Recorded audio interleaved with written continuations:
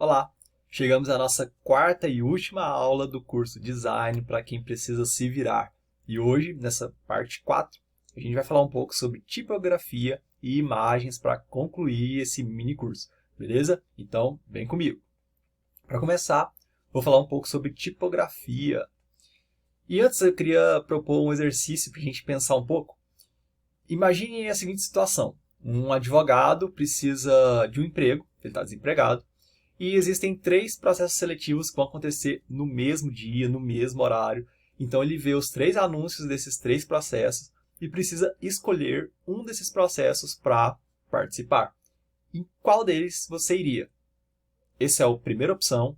E aí vocês vão ver que os 3 anúncios são muito similares. O que muda é apenas a tipografia. Então essa é a primeira opção. Essa é a segunda opção. E, por fim, a terceira opção. Qual seria a sua escolha? A opção 1, a opção 2 ou a opção 3? Você é um advogado que está desempregado e precisa fazer um processo seletivo. Então, você vai fazer uma escolha de algum desses anúncios para ir e fazer o processo seletivo. Qual seria a sua? Eu fiz essa pergunta no canal do Telegram para as pessoas poderem votar e o resultado foi muito próximo daquilo que eu já esperava. Aproximadamente 40% das pessoas votaram na opção 1 e 60%, um pouco mais de 60%, 64%, 63%, se eu não me engano, votaram na opção 2 e ninguém votou na opção 3. Isso é muito interessante, e aí eu vou voltar aqui, porque é justamente o que eu quero falar um pouco para vocês nessa aula. Obviamente não vai ser uma aula, como todas as outras não foram profundas sobre tipografia, mas eu quero minimamente instigar vocês a pensarem a tipografia. Nessa primeira peça, eu usei propositalmente uma fonte que a gente chama de serifada, que remete a alguma coisa mais clássica, mais tradicional. Na segunda, eu usei uma fonte sem serifa, que tem uma certa seriedade, mas tem menos formalidade, ou tem um peso de tradição menor do que no primeiro caso, por exemplo. E na terceira, uma fonte que a gente chama popularmente de manuscrita, que é uma fonte que reproduz uma escrita à mão. E aí ela tem total informalidade, ou ela remete a algo mais pessoal e menos, menos técnico, menos formal. Então é interessante porque as pessoas, todas as pessoas votaram nas duas primeiras, que em um certo sentido tem uma maior formalidade, ou dá uma impressão de algo mais sério, algo mais sério de fato, assim, mais menos informal ou menos divertido, enfim, algo que uma empresa de advocacia geralmente é. Não que tenha que ser, mas geralmente é. Então, o que eu quero mostrar com esse exemplo, assim, um exercício até meio bobinho, mas que ainda que a gente use a mesma cor, ainda que a gente use a mesma diagramação, a tipografia transmite significados diferentes. A tipografia transmite ideias, conceitos diferentes. Elas têm personalidade própria. E é isso que eu vou mostrar um pouquinho para vocês nessa aula de hoje. Então, pegando essa citação, a tipografia tem potencial para expressões profundas e emocionais. E aí eu marco novamente, destaco o termo, expressão é ótimo, né? O termo expressões, justamente para mostrar para vocês que a tipografia não é simplesmente um conjunto de letras que as pessoas vão ler, mas a tipografia também importa, ela reforça ou contradiz o significado de todo o resto de uma peça, de todo o resto de um projeto. Então, uma escolha assertiva de tipografia pode reforçar aquela mensagem e uma escolha equivocada pode contradizer aquela mensagem.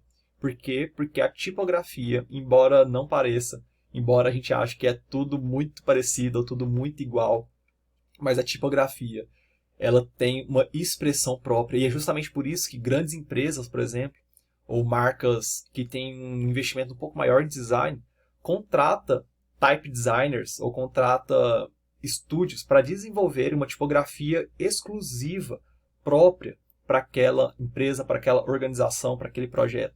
Várias companhias, várias empresas grandes ou universidades, por exemplo, tem uma tipografia própria. Eu lembrei agora que, por exemplo, a UNB, ela tem uma tipografia própria da UNB, que está em acordo, que reforça a marca da UNB, que reforça a identidade de marca da instituição, da universidade. E várias outras empresas também têm suas tipografias exclusivas para contribuir na comunicação da marca, para contribuir com aquilo que elas querem transmitir para o público.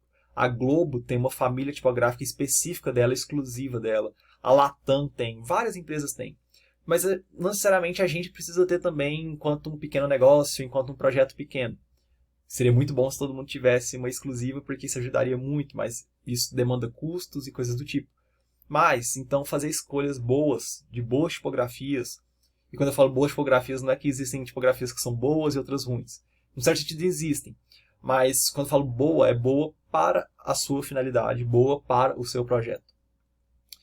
Então, a gente tem algumas classificações, e aqui eu faço uma observação, porque essa classificação que eu vou mostrar não é a classificação mais rigorosa, não é a classificação mais acadêmica, a mais correta, mas é uma classificação quase que informal. É uma classificação mais do dia a dia que habitualmente as pessoas falam, mas eu deixo clara essa observação que ela não é a melhor, ou ela não é a mais precisa, ou a mais adequada.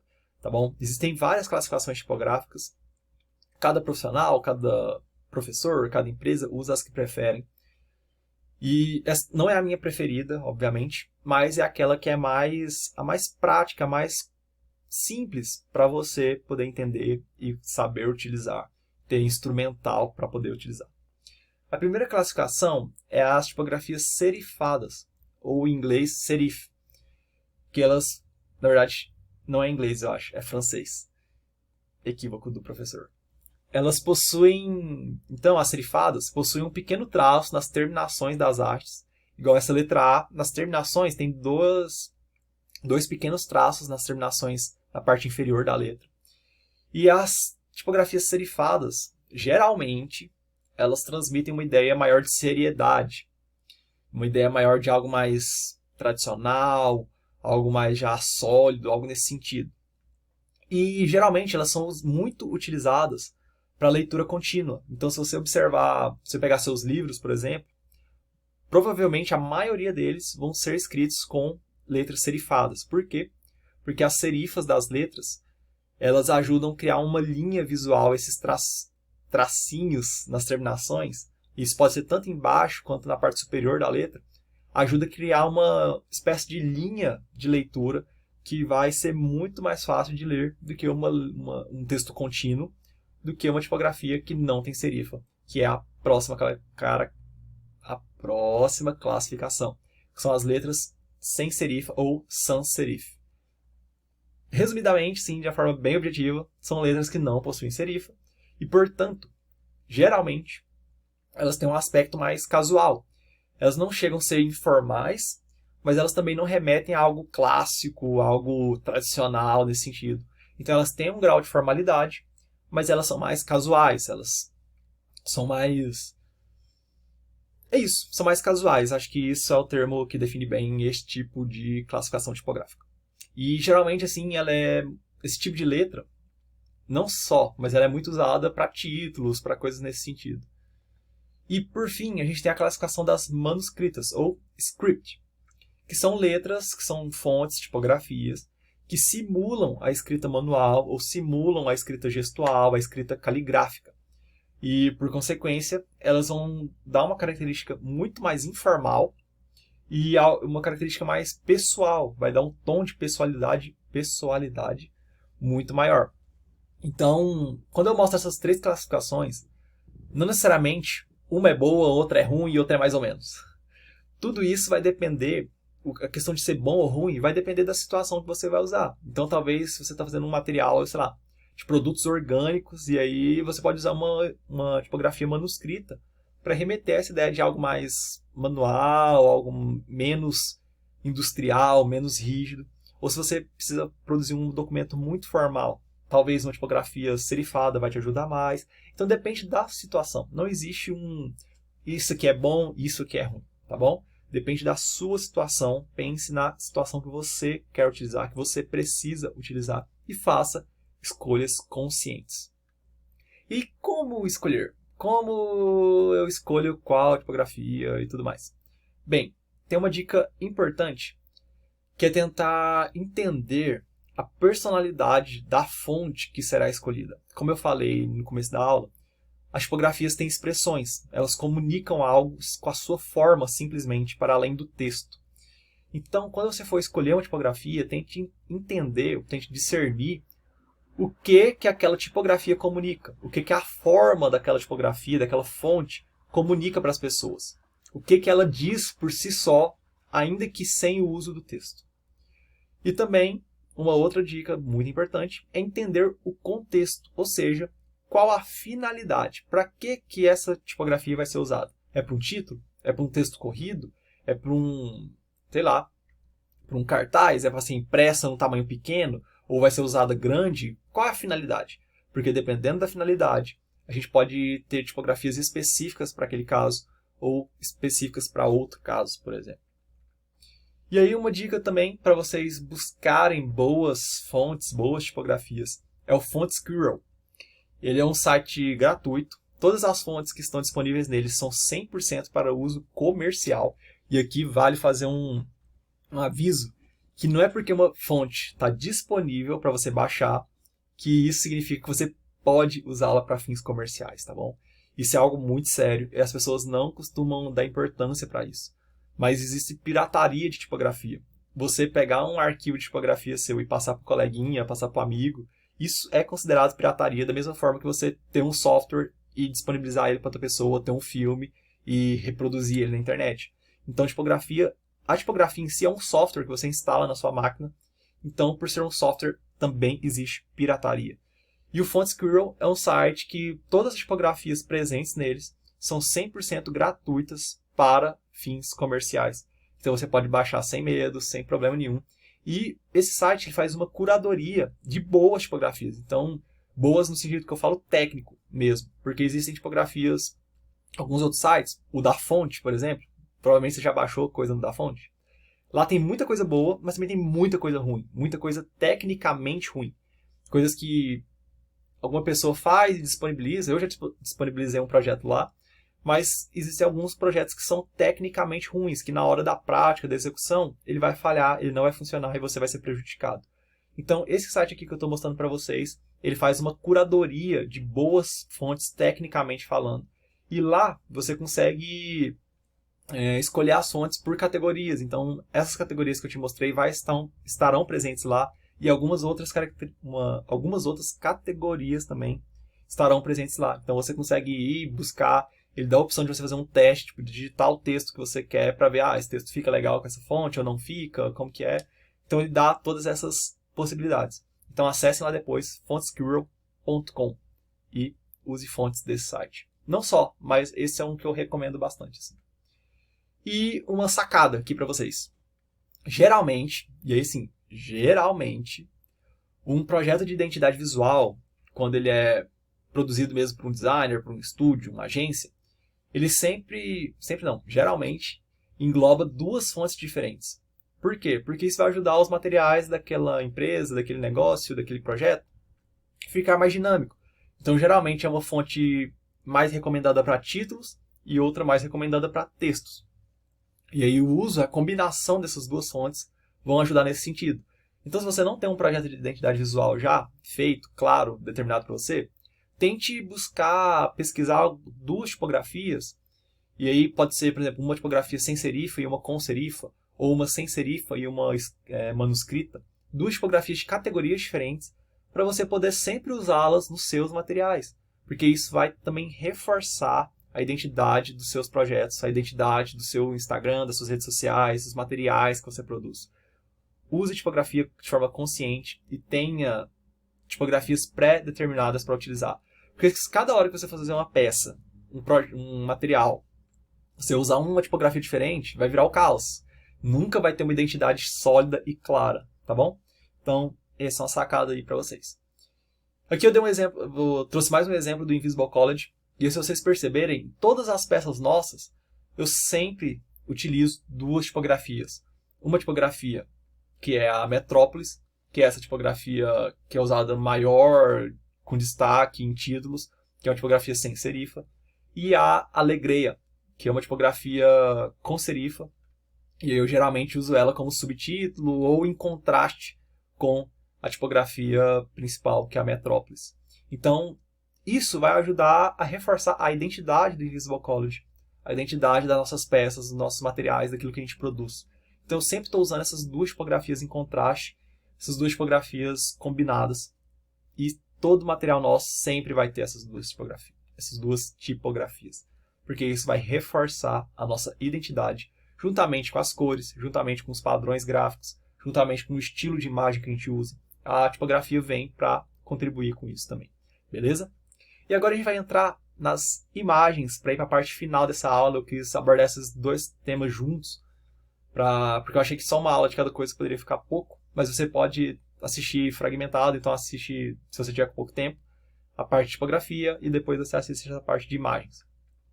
Mas aqui eu trouxe dois exemplos, e aí, só fazendo uma observação antes que você tenha qualquer pré-julgamento, minha ideia aqui não é entrar no âmbito político, não é dizer que X ou Y está certo, não é dizer que X ou Y é o melhor, é o mais adequado, é o mais coerente, enfim, eu não quero entrar no âmbito da discussão política, mas eu estou usando essas imagens porque quando eu dei essa aula pela primeira vez, foi bem nesse momento, foi bem quando esses debates estavam acontecendo, e aí eu falei, cara, que legal, eu vou pegar isso e tentar contextualizar com a ideia de imagens. Mas enfim, o que eu quero mostrar aqui? No primeiro momento, a gente tem o Guilherme Boulos. Quem era o Guilherme Boulos, pelo menos naquele contexto?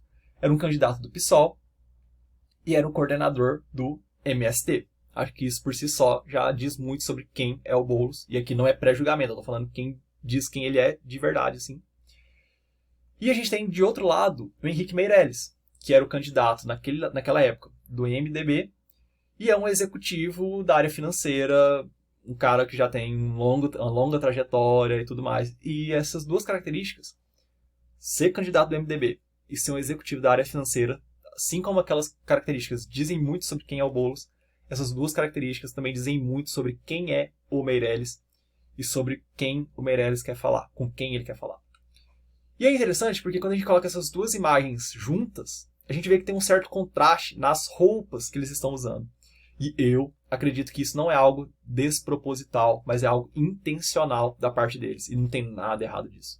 Então o Boulos, que naquela época era um candidato de esquerda, um candidato de movimentos populares, que tinha mais essa ideia assim de... era um cara do MST e tudo mais.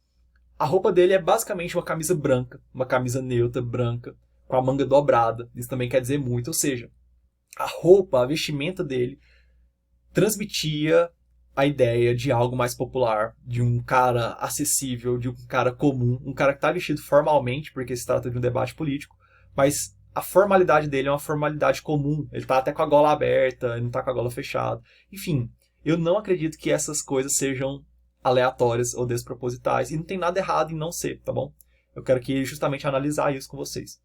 E por outro lado, o Henrique Meirelles, que é um executivo da área financeira, um cara que era o candidato do partido do MDB, ele tá com um terno, uma gravata verde, e aí a gente, assim, eu não sei a marca desse terno, mas aparenta-se ser um terno muito fino, de uma marca provavelmente cara, de uma boa marca, assim, nesse sentido. Então, ele também tem uma vestimenta que traduz muito aquilo que ele é e as pessoas com as quais ele quer comunicar ou as ideias que ele aspira, em contraste com o Boulos. E aqui não quer dizer que um é bom e outro é ruim, são apenas contrastes. Eu queria mostrar justamente isso para vocês. Que toda imagem quer dizer algo, seja intencionalmente ou não. Então, ainda que os dois candidatos não tivessem tido a intenção de usar essas roupas específicas, as roupas que eles estavam usando comunicam algo para o público, comunicam algo para as pessoas. E com as imagens que a gente escolhe, é a mesma coisa. Talvez você escolheu uma imagem, achei bonitinha, vou usar, e talvez você não tenha uma intenção de significado com aquela imagem, mas ainda que você não tenha essa intenção, ela vai transmitir algum significado para as pessoas. Não existe imagem neutra. Não existe material gráfico neutro. Todo material, toda escolha cromática, toda escolha tipográfica, toda escolha de imagem vai comunicar alguma coisa a alguém. Então, por isso que é importante, e é o que eu mais chamo a atenção de vocês, fazer escolhas conscientes. Isso vai ajudar muito. E aí alguns cuidados aqui, umas recomendações básicas. Toda imagem possui direitos autorais.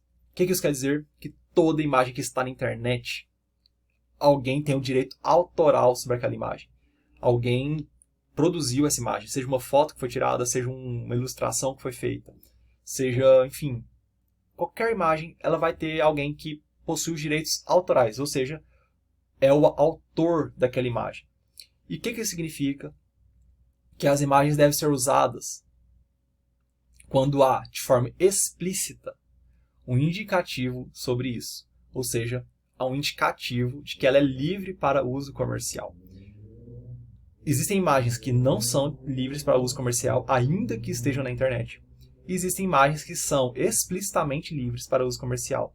E se você não usa imagens livres para uso comercial, isso pode te trazer alguns problemas futuros sérios. Eu já vi casos disso acontecer, de multa de milhares de reais, porque um indivíduo pegou uma imagem de outro, se apropriou daquilo e usou aquilo para fins comerciais, ou para fins pessoais, dependendo, mas sem nenhuma autorização, sem nenhum tipo de liberação para esse uso. Então isso implica em problemas judiciais, então fiquem muito atentos com isso. Não use imagens do Google. Não é porque a imagem apareceu no Google que você tem o direito de usá-la. O Google, ele é basicamente um indexador. O que é isso? Quando você digita, sei lá, microfone, o Google vai ir no campo vasto da internet e pegar imagens de microfone de todos os lugares. Ele pega de uma loja, ele pega de alguém que tirou a foto do seu microfone, ele pega de um fabricante e joga lá e te mostra, ó, essas são as imagens de microfone. Por isso que você não pode usar essas imagens, porque essas imagens veio de outro lugar e veio de pessoas que provavelmente têm os direitos autorais sobre essas imagens. Então, elas não são imagens livres para uso. Elas são imagens que o Google achou no campo vasto da internet e trouxe para te mostrar. Então, praticamente todas essas imagens, se não todas, boa maioria delas, têm direitos autorais. Tá, Kaique, então como que a gente faz? Então, me lasquei, assim, eu não posso usar imagem nenhuma? Não, calma. Existem alguns sites que são bancos de imagens gratuitos. E o principal, assim, o que eu mais gosto é o Unsplash, que é um site que fotógrafos do mundo inteiro, pessoas do mundo inteiro, tiram suas fotos e disponibilizam para fins comerciais. Então você pode usar essas imagens sem problema nenhum. É uma plataforma colaborativa. Então se você também é fotógrafo, colabore com essa plataforma, coloque suas fotos lá. E são imagens geralmente muito boas, porque são imagens geralmente de fotógrafos, com tratamento legal, com uma diagramação legal, com enquadramento legal. São imagens geralmente boas. Qual que é o único problema que eu acho no Unsplash? É porque 98% das fotos que estão lá são fotos gringas. E quando a gente vai usar imagens de pessoas, por exemplo, fica muito evidente que as pessoas não são pessoas brasileiras, aqui falando no caso para brasileiros. Então, dá um certo ruído e é bom evitar isso para não ficar uma coisa muito forçada. Então, é muito evidente quando você usa a foto de um europeu ou um norte-americano, ou um asiático, alguém que está distante da nossa cultura. Isso fica muito evidente. E isso não é tão legal assim de se usar, porque acaba descontextualizando o seu material. Então, só se atentar para isso. Existem algumas fotos de brasileiros aqui. Então, tente procurá-las, tente lapidar e garimpar e achar essas fotos. Mas fotos, de um modo geral, assim, são muito boas nesse site. Tem muita coisa, muita textura, muita foto de natureza, muita foto de paisagem, de cidade, de pessoas, enfim. É uma recomendação que eu dou para vocês. Usem o Unsplash. E aqui a gente encerra nosso curso, nosso mini curso de design para quem precisa se virar. Espero de coração que vocês tenham gostado. Espero de coração que quem acompanhou até o final tenha tido algo de útil, tenha tido alguma informação a mais, algo que colabore, que contribua com o projeto de vocês. Se vocês gostaram, me dê feedbacks depois. Se não gostou, me dê também. Se vocês querem uma continuidade desse curso, por que não? Falem comigo também, a gente pode tentar pensar isso juntos, beleza? Então eu fico por aqui. Muito obrigado por ter me acompanhado nessas aulas e um grande abraço.